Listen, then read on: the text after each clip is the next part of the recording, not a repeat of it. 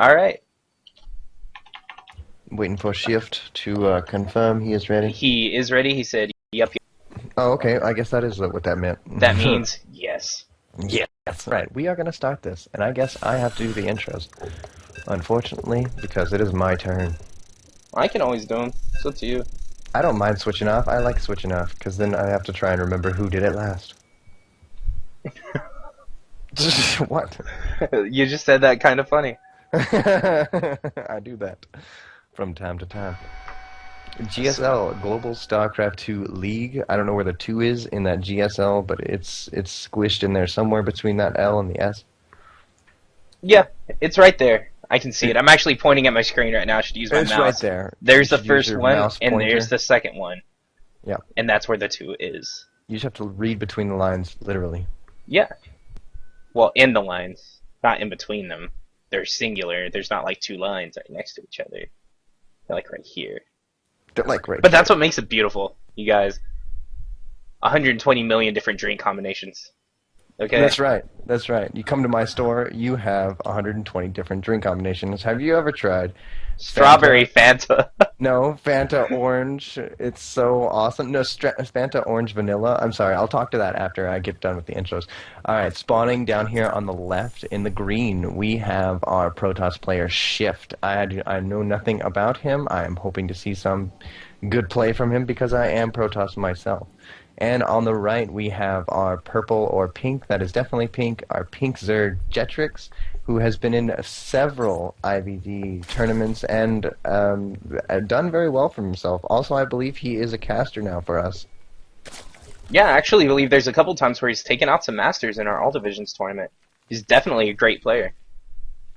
And we just saw a nice game where he barely held off against a Terran until he got Broodlords and was able to just roll over since there were no Vikings out, no kind of anti-air for a Terran player. And no splash damage to keep those Infestors back, so it just got a little dicey for him. Yep, he was just able to keep making Lings and Infestors, and once he got his 4th base centered and got Broodlords out, it was just a nice attack move from there. Yeah, and as big as this map is, we should be seeing fast expands from both players. We do have a probe looked like he was coming down, went in and sent him back. So you might just want to go Nexus first, and then into Forge or Gateway. Especially on this map, I would I prefer to go maybe Nexus first, just blindly, because you're almost always going to go up against somebody who goes hatch first. I mean, unless you're on the ladder, then you're going to probably get somebody who cheeses. But well, even then, it's so hard to cheese on this map because you don't know exactly where they are. Yeah. And I mean, with the War mechanic with Protoss, it makes it a little bit easier. Oh, almost got that probe. Was barely missing it. But yeah, it makes it a little bit harder to cheese on this map. With 4 spawning points in a map this huge, as you can see, like, our Zerg player doesn't even know where his opponent is yet. He sent his drone scout to the upper corner first. His Overlord's going to get in here in about 10 seconds, 15 seconds to see exactly what's going on. And yeah, we do have Nexus first from our Protoss player. Just nothing out of the ordinary here on this map. Mm-hmm. And a 17 pool, or I don't know if it would be considered 16 or 17 pool, not quite sure. But somewhere around then, he put down his spawning pool.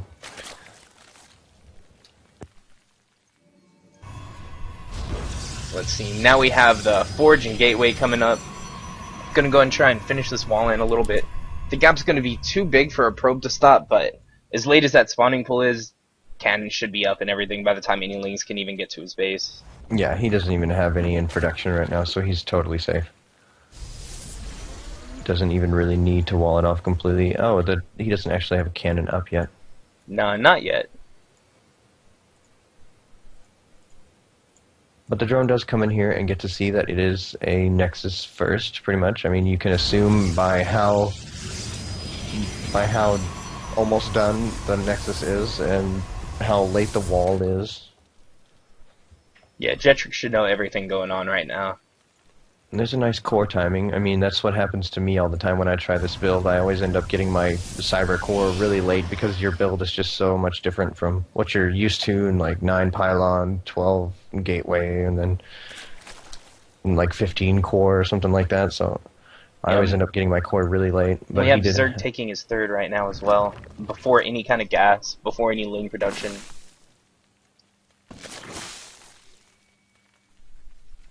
which is all pretty standard, especially on this map. Whenever you see a Nexus first, and you know there's a Forge up, you're not going to have any kind of pressure early on.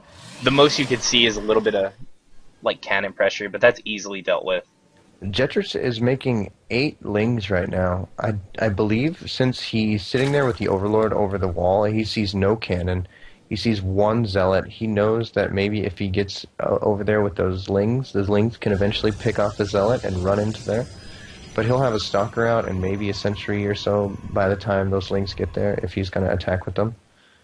See, more than likely he will. No, Jetricxz likes to be aggressive. He's making 6 more lings after those first initial 8. So is speed researching? Negative. Speed is not on the way. He's not mining gas quite yet. He does have 2 queens out. Oh, he has 4 queens. I'm very sorry. He has 4 queens. You should get that creep spread here pretty quick. He really needs to connect it to that 3rd so he can try and defend that.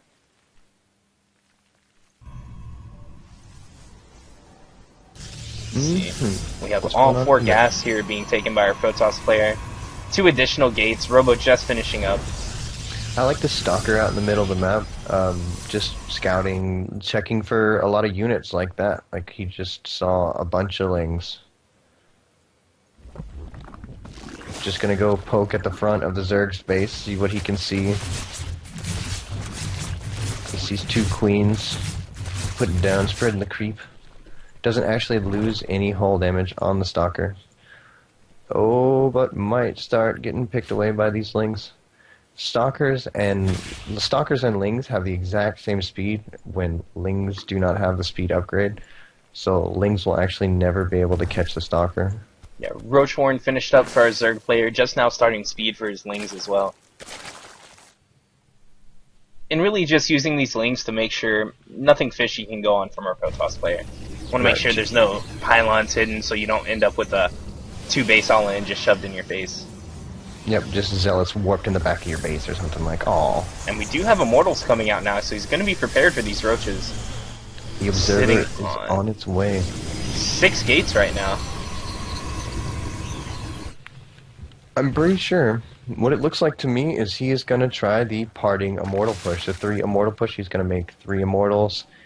And possibly, the build is supposed to go like a bunch of Sentries, but he's made a lot of Stalkers. Like, instead of Stalkers, they should be Sentries. Yeah, and now he's got Zealots warping in, so it's not going to be Parting's push exactly, but I would expect to see some kind of pressure be put on with this many Immortals being cranked out. He's got the Warp Prism. He should be pushing out as soon as the Warp Prism finishes.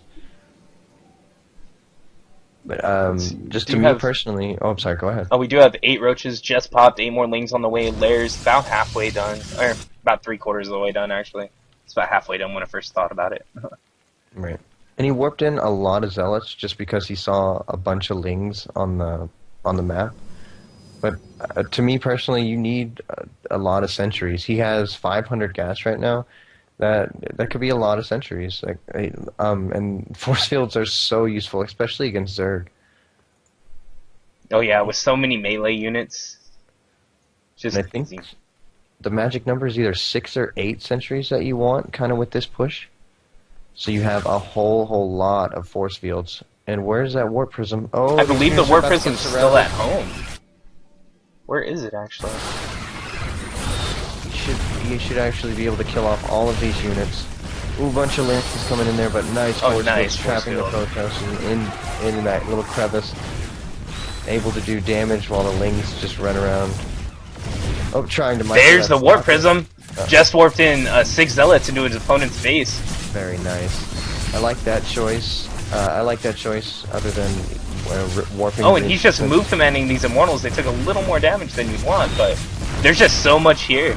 Yep, this is a very well-timed push and can do a whole lot of damage. And he still has a couple force fields. He can force field that ramp, and it is GG for Jetricxz. Just nothing he could do. That was very well-timed, but very well-timed by SHiFT, actually. Yeah, beautiful play. I really like that Warp Prism going in the main. Just to distract your opponent, if nothing else. Try and shift their APM styles. Yeah, because they're sitting there worried about in the middle of the army. They're looking at your army, and all of a sudden they see units under attack, and then they have to go what about their units at their main, and while your units go into their third or their natural.